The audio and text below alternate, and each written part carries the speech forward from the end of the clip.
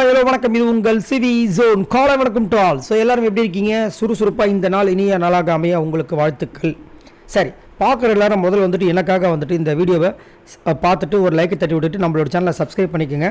இதுதான் நல்ல சான்ஸ் நம்மளோட சேனல் அடுத்த லெவலுக்கு போகிறதுக்கு. ஸோ கண்டிப்பாக நீங்கள் பண்ணுவீங்க நம்புகிறேன். ஸோ இப்போ வாங்க அந்த வீடியோக்குள்ளே போகலாம். அதுக்கு முன்னாடி நேற்று நிறைய சம்பவங்கள், எக்கச்சக்கமான சம்பவங்கள் நடந்துச்சு.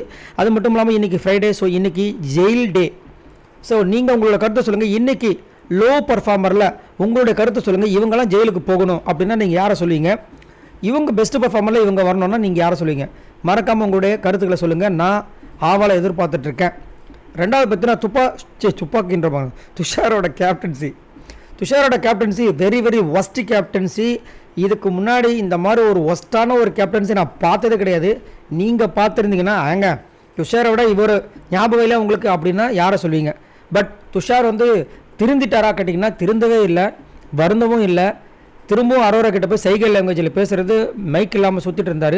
இவரை பற்றி என்ன நினைக்கிறீங்க? இவ்வளோ பெரிய பிளாட்ஃபார்ம் கிடச்சும் அதை ஒழுங்காக யூஸ் பண்ணாமல், அதுவும் பிக் பாஸ் இவ்வளோ கழிவு ஊற்றுனதுக்கப்புறமும் ஜாலியாக வந்து சாப்பிட்டுட்டு இருக்காரு, ஜாலியாக என்ஜாய் பண்ணிட்டு இருக்காரு. இதே வேறு சீசனாக இருந்ததுன்னா ரொம்ப ஃபீல் பண்ணியிருப்பாங்க. சும்மா ஒரு சீனாக போட்டிருப்பாங்க, எனக்கு சாப்பாடு வேணும், ரெண்டு பிக் பாஸ் திட்டாரு அப்படின்னு சீனாக போட்டிருப்பாங்க. அதையும் போடாமல் கம்முன்னு இருக்காரு. இவரை பற்றி என்ன நினைக்கிறீங்க?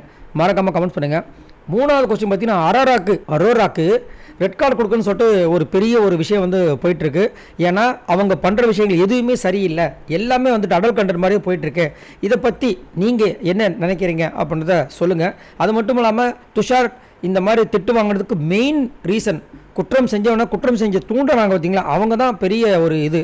அதில் வந்து அரோரா வந்து வந்திருக்காங்க. ஸோ துஷாருக்கு அந்த இது கொடுத்தாச்சு, தண்டனை கொடுத்தாச்சு, கேப்டன் பற்றி பறிச்சாச்சு. அப்போது இந்த அரோராக்கு என்ன தண்டனை? அதுதான் ரெட் கார்டு அப்படின்ற மாதிரி நிறைய பேர் கருத்து தெரிவிக்கிறாங்க. ஈவன் வெளியில் இருக்கிற அவங்களோட ஃப்ரெண்டு ரியாவே வந்து செம்மையாக டென்ஷனாக இருக்காங்க. ஸோ இந்த அரோரா பற்றி என்ன நினைக்கிறீங்கிறத மறக்காமல் கமெண்ட்ஸ் பண்ணுங்கள். இப்போ வாங்க அந்த அனலைசிஸ் வீடியோக்குள்ளே போகலாம். ஃபர்ஸ்ட் பிளேஸில் யாருக்காவது பற்றி நம்மளுடைய வாட்டர்மெலன் ஸ்டார் திவாகர் இருக்கிறார். இவர் எவ்வளோ ஓட்ஸ் வாங்கியிருக்காரு அப்படி பார்த்தீங்கன்னா 1,38,744 ஓட்ஸ் வாங்கியிருக்காரு. ஓட்டிங் பர்சன்டேஜ் பார்த்தீங்கன்னா 23.42. உண்மையிலேயே பெரிய விஷயம். திவாகரோட விஷயங்கள் நாளுக்கு நாள் வந்து பார்த்தீங்கன்னா இம்ப்ரூவ் ஆகிட்டே இருக்குது. அதே மாதிரி முன்னாடி கொஞ்சம் ஒரு மாதிரி பண்ணுவார், அதாவது என்ன சொல்கிறது, கொஞ்சம் லூஸ் தவாக பண்ணுவார் வச்சுக்கோங்களேன். ஆனால் இப்போ அதெல்லாம் கிடையாது. அவர் பண்ணுற விஷயங்களாக இருந்தாலும் சரி, எல்லாமே அனலைஸ் பண்ணுறது எல்லாமே நல்லாயிருக்கு. இவருக்கும் வினோத்துக்கும் இருக்கிற காம்போ செம்ம சூப்பராக இருக்குது. அது மட்டும் இல்லாமல் இந்த மாதிரி இவர் வந்து ஓட்டு வாங்குவாரா அப்படின்னு நீங்களே எதிர்பார்த்தீங்களா? நான் சத்தியமாக எதிர்பார்க்கல. நீங்கள் எதிர்பார்த்தீங்கன்றதை சொல்லுங்கள். அதே மாதிரி இன்றைக்கி இந்த டாஸ்க்லையும் பார்த்தீங்கன்னா ஓரளவுக்கு டஃப்பான விஷயத்தை கொடுத்தாரு. இதில் வேறு இவரோட வயசு வந்து 37 ஆகுதான். என்னடா சொல்கிறீங்க அப்படின்னா அதான் உண்மைன்னு சொல்லிட்டு இருக்காரு. உங்களோட கருத்துக்களை சொல்லுங்கள். இந்த வாட்டர்மெலன் ஸ்டார் தான் டைட்டில் வினராக வருவான்ற மாதிரி நிறைய பேர் கருத்து தெரிவிக்கிறாங்களே, உங்களோட கருத்து என்னன்னு மறக்காமல் கமெண்ட்ஸ் பண்ணுங்கள். ரெண்டாவது பிளேஸ் பார்த்தீங்கன்னா சபரி இருக்கார். இவர் எவ்வளோ ஓட்ஸ் வாங்கியிருக்கார்? அவரை பார்த்தீங்கன்னா 1,16,505 ஓட்ஸ் வாங்கியிருக்காரு. ஓட்டிங் பர்சன்டேஜ் பார்த்தீங்கன்னா 19.67. அதாவது நேற்று காலையில் நைட்டு ஒரு பெரிய சண்டை வருது. என்னென்னா, இப்போ பிக் பாஸ் டீம் வின் பண்ணதுக்காக ஸ்பெஷல் டின்னர் அரேஞ்ச் பண்ணிட்டாங்க. ஆனாலும் இவங்களோட வேலை வந்துட்டு சூப்பர் டீலக்ஸ் ஃபேமிலிக்கு சமைச்சு கொடுக்கணும். இவங்க பாடு சமைச்சு கொடுக்காம முடியாச்சுன்னு சொல்லிட்டு இவங்க பாடு போயிட்டா அப்போ அவங்களுக்கு யார் சமைச்சு கொடுப்பாங்க? அதை வந்து சுபிக்ஷா வந்து பிக் பாஸ் கிட்ட கேட்டுட்டு அங்கே வந்து கேட்டால் வந்து பாத்திரத்தை கழுவி கொடுன்னு சபரி சொல்கிறாரு. ஒரு ஸ்ட்ராங்கான ஒரு கண்டஸ்டன்ட் இப்படியா சொல்லுவாங்க? இது பெரிய ரூல்ஸ் பிரேக் இல்லையா? இந்த ரூல்ஸ் பிரேக்கு அவரே செய்ய தூண்டலாமா? அவங்க வந்து செய்யறதுக்கு தயாராகிட்டாங்க. ஆனால் செய்யும்போது ரூல்ஸ் பிரேக் வந்துச்சுன்னா என்ன பண்ணுறது? எங்களுக்கு தானே பனிஷ்மெண்ட் கொடுப்பாங்கன்னா அதுக்கு டென்ஷன் ஆகிட்டு போகிறாரு. டென்ஷன் ஆகிட்டு கத்துறாரு. எஃப்ஜேவும் கத்துறாரு சுபிக்ஷா. அதுக்கப்புறம் கோச்சிக்கிட்டு போயிட்டாங்க. திரும்ப சமாதானப்படுத்துறது அதே சபரி. இப்போ இந்த மாதிரி ரெண்டு விஷயம் பண்ணும்போது தான் நம்மளுக்கு சபரி மேலே ஒரு டவுட் வருது. ஏன்னா இவர் இவ்வளோ அக்கறையாக இருக்கிறவர், சுபிக்ஷா மேலே அக்கறையாக இருக்கிறவர் அந்த கேள்வியை கேட்டக்கூடாது. முதல்ல அது ரூல்ஸ் பிரேக்கு. அப்படிங்களா, சாரிங்க, நாங்கள் பண்ணிவிட்டு ட்ரெஸ் பண்ணிட்டு போகிறோம். நான் இந்த மாதிரி ட்ரெஸ் பண்ணிட்டு நான் எப்படி கழுவுறது, நான் எப்படி செய்யறதுன்னு கேட்டால் அந்த வேலை யார்? பிக் பாஸ் வந்து செஞ்சு கொடுப்பாரு. ஸோ உங்களோட கருத்தை சொல்லுங்கள். சபரி பண்ணது கரெக்டாக இல்லையா? மூணாவது பிளேஸ் பார்த்தீங்கன்னா விஜய் பார்வதி இருக்காங்க. இவங்க எவ்வளோ ஓட்ஸ் வாங்கியிருக்காங்க அப்படி பார்த்தீங்கன்னா 65,057 ஓட்ஸ் வாங்கியிருக்காங்க. ஓட்டிங் பர்சன்டேஜ் பார்த்தீங்கன்னா 10.98. இதே சண்டையில் என்ன ஆயிடுச்சுன்னா, சுபிக்ஷா வந்து பிக் பாஸ் கிட்ட வந்துட்டு நான் சமைக்கணும்னு கேட்கும்போது விஜய் பார்வதி என்ன சொன்னாங்க, நீங்கள் சமைக்கிறீங்க, அது ரூல்ஸ் பிரேக்கு, நான் போய் கேட்குறேன், வெயிட் பண்ணுங்க, அவங்க சமைக்க வைப்போம் அப்படின்னு சூப்பராக போனாங்க. அங்கே போய் கனி கிட்ட சொன்னாங்க, கனி நான் செஞ்சு தரேன்னு சொன்னாங்க, முடிஞ்சு போச்சு. ஆனால் சுபிக்ஷா என்ன பண்ணிட்டாங்க, என்னடா இது நம்ம போய் சொல்லி கெட்ட பேர் ஆகிடுச்சு, ஆனால் விஜய் பார்வதி அங்கே நல்லவங்க வேஷம் போடுறாங்களே நினச்சிக்கிட்டு, இதுதான் தவறான விஷயம். நம்ம அந்த மாதிரி அடுத்தவங்களுக்கு நல்லவங்களாக இருக்குன்னு நினச்சாவே பிக் பாஸ் வீட்டில் வாழ முடியாது, மக்கள்கிட்ட ஓட்டு வாங்க முடியாது. அதை அவங்க வந்துட்டு என்ன பண்ணுறாங்க, அங்கே வந்து விஜய் பார்வதி மாட்டி வராமல் அங்கே ஒரு விஷயத்தை பண்ணாங்க. உங்களுக்கு என்ன தோணுது? பட் இங்கே வந்து விஜய் பார்வதி தப்பே கிடையாது. இன்னொரு விஷயம் பார்த்தீங்கன்னா, சபரி அங்கே அவுட் ஆன உடனே செம்மையாக என்ஜாய் பண்ணாங்க. பார்க்குறதுக்கு கொஞ்சம் இரிட்டேட்டிங்காக இருந்துச்சு விஜய் பார்வதி பண்ணது. ஆனால் எல்லாரோட வே ஆஃப் எக்ஸ்பிரஷன் நம்மளுக்குள்ள ஒரு ஆதங்கம் இருக்கும் பார்த்தீங்களா, அது ஒருத்தவங்களுக்கு ஒரு மாதிரி இருக்கும். எஃப்ஜேக்கு வேறு மாதிரி இருக்கும், நம்ம கானா வினத்துக்கு வேறு மாதிரி இருக்கும், விஜய் பார்வதிக்கு வேறு மாதிரி இருக்குது. அங்கே வந்துட்டு பயங்கரமாக வந்துட்டு ஒரு மாதிரி அது கொஞ்சம் ஓவர் ஆட்டிடியூட் மாதிரி தான் இருந்துச்சு. சபரியை வந்து கலாச்சாங்க. ஏன் கலாச்சாங்கன்னா ஃபஸ்ட்டு ஸ்டார்டிங்கே விஜய் பார்வதி ஓட விடுறதுக்கு ஃபஸ்ட்டு 3 வாட்டி வந்து விஜய் பார்வதியோட ஃபோட்டோ தான் எடுத்தார். அப்போ அவங்களுக்கு காண்டு வந்துச்சு, அந்த பண்ணாங்க.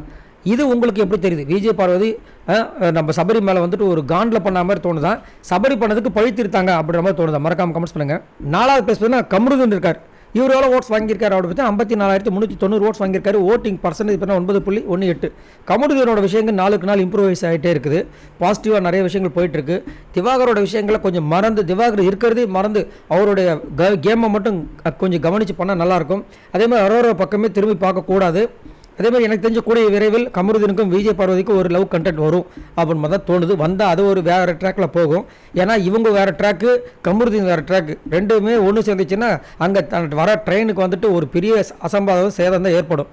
அதே மாதிரி கமருதீன் ஒரு விஷயம் பண்ணியிருந்தார். என்னென்னா சுபிக்ஷா வந்து எஃப்ஜே கலாய்க்கும் போது அங்கே வந்து சூப்பராக வந்து தட்டி கட்டிருந்தார். செமையாக இருந்துச்சு. அந்த வீடியோ நான் ஆல்ரெடி போஸ்ட் பண்ணியிருக்கேன், போய் பாருங்கள். இந்த மாதிரி விஷயங்களை ஃபாலோ பண்ணால் கண்டிப்பாக கமருதீன் டாப்பில் இருப்பார். 5வது பிளேஸ் பார்த்தீங்கன்னா ரம்யா இருக்காங்க. இவங்க எவ்வளோ ஓட்ஸ் வாங்கியிருக்காங்க அப்படி பார்த்தீங்கன்னா 48,000 ஓட்ஸ் வாங்கியிருக்காங்க. ஓட்டிங் பர்சன்டேஜ் பார்த்தீங்கன்னா 8.1. ஸோ ரம்யா பற்றி கண்டிப்பாக சொல்லலாம். அதுக்கு முன்னாடி ரம்யா பற்றி மக்கள் என்ன சொல்கிறாங்கன்னா நடிப்பு ரம்யா, நடிப்பு அரக்கி ரம்யா அப்படின்னு சொல்கிறாங்க. ஏன் அப்படி சொல்கிறீங்க அப்படி கேட்டால், நேற்று நீங்கள் பார்க்கல ஒரு ஆக்டிங் பண்ணாங்களே, ஆக்டிங்கா நேற்று அந்த மாதிரி டாஸ்க்கே கொடுக்கலையே அப்படி பார்த்தா அவங்க தம்மானு வந்து அவங்க அதை ஒரு நடிப்பாக சொல்கிறாங்க. என்னடா இது அப்படின்னு பார்த்தா இன்னொரு இடத்துல விஜய் பார்வதி நம்ம திவாகர் கிட்ட சொல்லும்போது அது உண்மைதான் போல இருக்குது.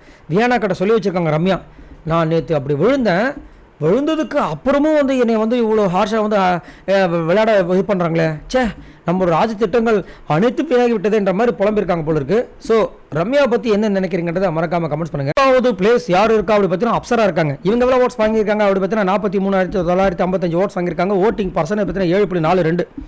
அப்சரா எப்படி தான் இவ்வளோ ஓட்டு வருது சத்தியமாக எனக்கு ஒன்றுமே புரிய மாட்டுது. அது மட்டும் இல்லாமல் அப்சரா வந்துட்டு தனித்திறமை இது பண்ணாங்க அது பண்ணாங்க எதுவுமே எனக்கு சொல்லறதுக்கு முடியல. ஏன்னா எதுவுமே இல்லை.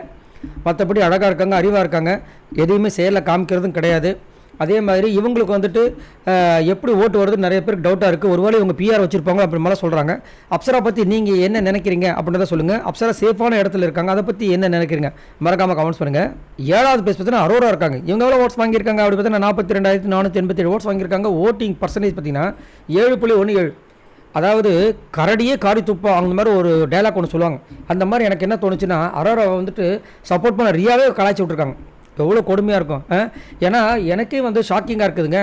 என்னை வந்து நீங்கள் வந்துட்டு அரோரா பற்றி பேசுங்க சொல்கிறீங்க, எனக்கே ஷாக்கிங்காக இருக்குது. அவங்க அப்படி பண்ணுறது பிடிக்கல, நான் எப்படி சொல்ல முடியும், அவன் என் ஃப்ரெண்டு அப்படின்னு சொல்லிட்டு அவங்க ரொம்ப வருத்தப்பட்டு ஒரு வீடியோ வந்து போஸ்ட் பண்ணியிருந்தாங்க. அதே மாதிரி துஷார் இவ்வளோ தூரம் அவமானப்பட்டதுக்கும் அசிங்கப்பட்டதுக்கும் முக்கியமான ரீசன் இந்த அரோரா தான். ஏன்னா அவங்க நடவடிக்கைகள் சுத்தமாக சரியில்லை. ஏன் இப்படி பண்ண, அதுவும் என்ன சொல்லி வந்தாங்கன்னா அவங்களுடைய அந்த பலூனக்கான்ற நேம் வந்து மாற்றணும்னு சொல்லிட்டு தான் உள்ளே வந்தாங்க. ஆனால் அதை மாற்றுறதுக்கு ஏதாவது முயற்சி எடுத்தாங்க கேட்டிங்கன்னா அதை வந்துட்டு ப்ரொமோஷன் பண்ணுற மாதிரி தான் பண்ணிட்டு இருக்காங்க. இதை பற்றி என்ன நினைக்கிறீங்கிறத மறக்காம கீழே கமெண்ட்ஸ் பண்ணுங்கள். 8வது பிளேஸ் பார்த்தீங்கன்னா கெமி இருக்காங்க. இவங்க எவ்வளோ ஓட்ஸ் வாங்கியிருக்காங்க அப்படி பார்த்தீங்கன்னா 41,798 ஓட்ஸ் வாங்கியிருக்காங்க. ஓட்டிங் பர்சன்டேஜ் பார்த்தீங்கன்னா 7.06. ஸோ கெமியை பற்றி நம்ம என்ன பேசுகிறது, நல்லா வந்து பலமாக இருக்காங்க.